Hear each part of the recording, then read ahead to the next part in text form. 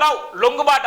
America నుంచి తిరుగు ప్రయాణం ఆయన అప్రూవ్గా మారతారా కొనసాగుతున్న భుజంగారావు తిరుపతి అన్న విచారణ భుజంగారావు నా ఫోన్ ట్యాప్ చేశారు ఆఫీస్కి పిలిపించి బెదిరించారు సంధ్య కన్వెన్షన్ ఎండి ఆరోపణలు బంజారాల స్థానంలో ఫిర్యాదు పోలీసుల కీలక ఆధారాల సమర్పణ ప్రభాకర్ రావు పాపం ఈయన స్పెషల్ ఇంటెలిజెన్స్ బ్రాంచ్ ఎస్ఐబి కేంద్రంగా సాగిన ఫోన్ ట్యాపింగ్ వివరాల కీలక పాత్ర నిర్వహిస్తున్న టి ప్రభాకర్ రావు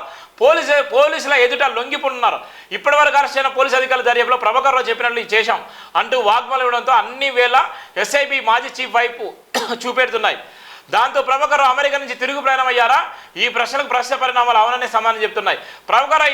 ఇటీవల ఓ దర్యాప్తు అధికారిగా అమెరికా నుంచి వెళ్ళినటువంటి సందర్భాలు ఉన్నాయి ఇవాళ ఎవరైతే తప్పు చేసినట్టు అధికారులరో వాళ్ళ అధికారుల చుట్టూ వాళ్ళ మెడకు బిగిస్తున్నటువంటి ఉచ్చు కూడా మనం చూస్తున్నాం ఫోన్ ట్యాంపరింగ్ విషయంలో చాలా మంది అధికారులు కూడా ఇలా వాళ్ళు జీవితాలు ఇలా జైలు జీవితాన్ని గడిపేటువంటి ప్రయత్నం చేస్తున్నారంటే ఏ ప్రభుత్వం ఉన్నా మిమ్మల్ని చాప కింద నీరులాగా వాడుకుంటారు తర్వాత మీ జీవితాలు ఆగమైపోతాయి రాజకీయ నాయకులు వాళ్ళు ఎప్పుడు బాగానే ఉంటారు ఫోన్ ట్యాపింగ్ విషయంలో సీనియర్ ఐపీఎస్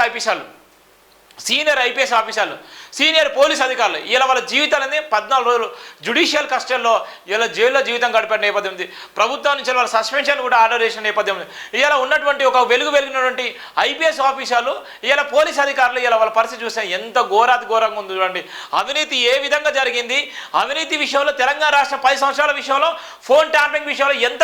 ఘోరంగా చేసింది ఎంతమంది అధికారులు బలి అయిపోతున్నారు ఇంకా మరెంతమంది అధికారులు బలిగాబోతున్నారు అనే ప్రధాన వార్త కూడా ఇక్కడ ఉన్నటువంటి వార్తను అయితే మనం చూస్తున్నాం